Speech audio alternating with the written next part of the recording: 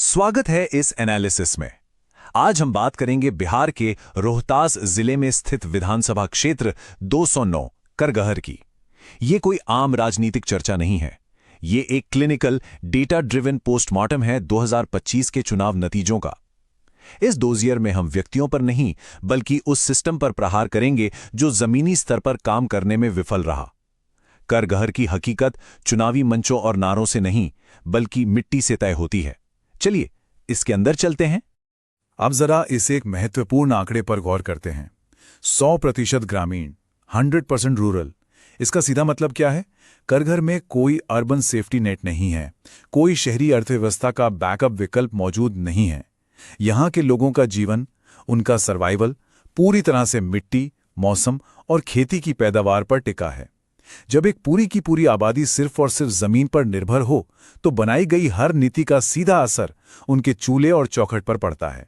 और क्योंकि यहाँ कोई इंडस्ट्रियल इकोनॉमी नहीं है, कोई कारखाने या उद्योग नहीं है, तो इसका नतीजा क्या होता है? इसका नतीजा है मजबूरी का पलायन, आउट माइग्रेशन।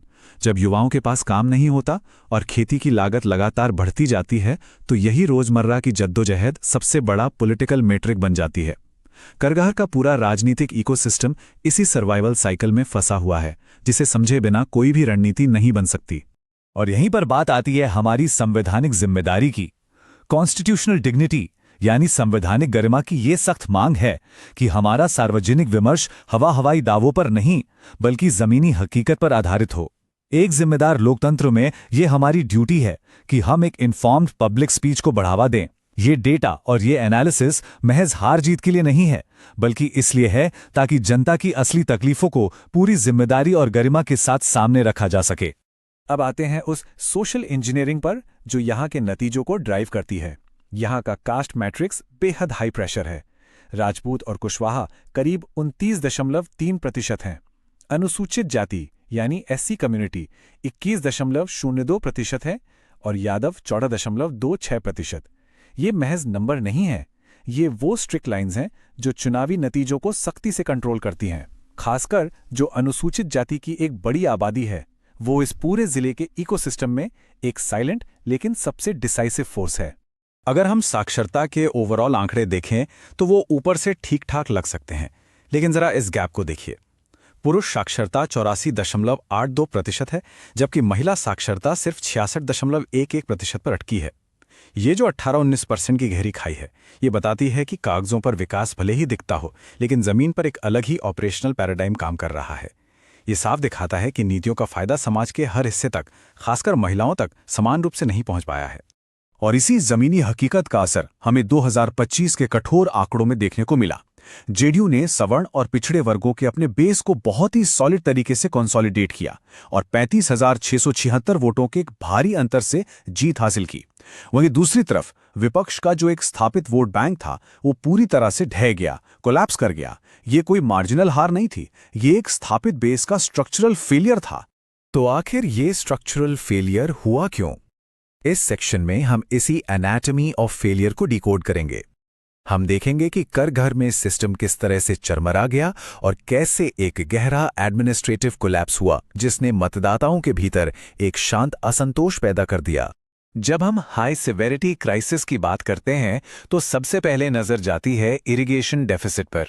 सोन पश्चिमी मुख्य नहर जो यहाँ की लाइफलाइन है, उसमें गाद या सिल्टेशन की वजह से भयंकर सिंचाई संकट पैदा हो गया। उस पर से डीएपी और यूरिया जैसे खाद की ब्लैक मार्केटिंग और आसमान छूती कीमतों ने किसानों के रहे सहे मार्जिन को भी पूरी तरह से निगल लिया। ये वो एडमिनिस्ट्रेटिव फेलियर था जिसने हर एक किसान की कमर तोड़ दी। लेकिन सबसे ज्यादा तकलीफदेह वो संकट है जिसे अक्सर बड़ी बड़ी राजनीतिक बयानबाजी में नजरअंदाज कर दिया जाता है, बायोलॉजिकल डिस्ट्रेस। रोहतास जिले में 40% बच्चों का कुपोषण या स्टंटिंग का शिकार होना, ये एक ऐसा आंकड़ा है जो रोंगटे खड़े कर देता है। इसके साथ ही आईसीडीएस नेटवर्क की नाकामी की वजह से यहाँ की 66% महिलाओं में खून की कमी यानी एनीमिया है। ये वो खामोश दर्द है जो परिवारों को रोज सालता है, लेकिन सिस्टम की नजरों से ओझल रहता है। और सिस्टम की ये गहरी उदासीनता सिर्फ खेतों और घरों तक सीमित नहीं रही। इसे हम मीडियम सिवेरिटी फेलियर्स में साफ देख सकते हैं।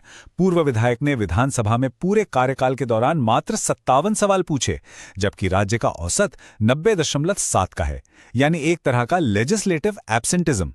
जर्जर सड़कें और खेती के लिए बिजली की भारी कटौती, इन सब ने मिलकर जनता और उनके प्रतिनिधियों के बीच के उस बुनियादी प्रशासनिक संवाद को ही तोड़ दिया।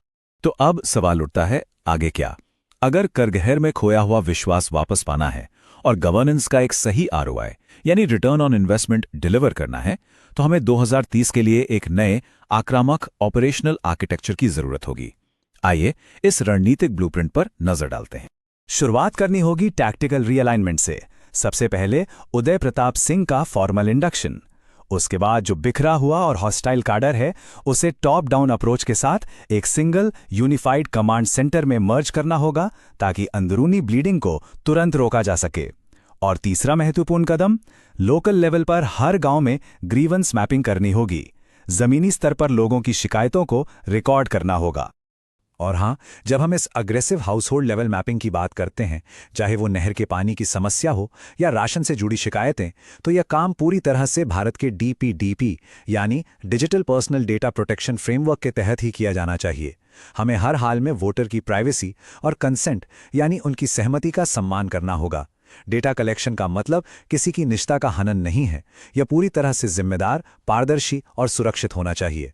इसके बाद हमें जमीन पर सामाजिक न्याय संवाद शुरू करने होंगे। SC और यादव गठबंधन को फिर से एकजुट करने के लिए ये डायलॉग बहुत जरूरी है। और इसके ठीक साथ युवाओं को एक ठोस विकल्प देना होगा। करघर में एक एग्रो प्रोसेसिंग इकोनॉमिक जोन बनाने का ब्लूप्रिंट। जब तक हम खेती से जुड़े उद्योग यहां नहीं लाएंगे, तब तक युवाओं का जो स्ट्रक्चरल आउट माइग्रेशन है, उसे हम कभी नहीं रोक पाएंगे। लेकिन याद रहे, ये सिर्फ कागजी बातें या खोखले वादे नहीं होने चाहिए। इसके लिए हमें बहुत ही स्पष्ट और विजुअल KPIs सेट करने होंगे, जैसे कि नहर और सिंचाई के मुद्दे पर कम से कम 30 से ज्यादा जमीनी प्रदर्शन, और साथ ही 15,000 युवाओं से रोजगार के संकल्प पत्र हासिल करना। एक शांत चेतावनी यह है कि अगर हम ये हार्ड मैट्रिक्स अचीव नहीं कर पाए, तो ऊपर से की गई कोई भी मैक्रो लेवल की रणनीति बुरी तरह फेल हो जाएगी। If you want to become a people-centric leader and uplift your constituency, get in touch with blueprintstrategies.ai at mgr@blueprintstrategies.ai or call 080 2PD 420 41602. Purpose beyond politics.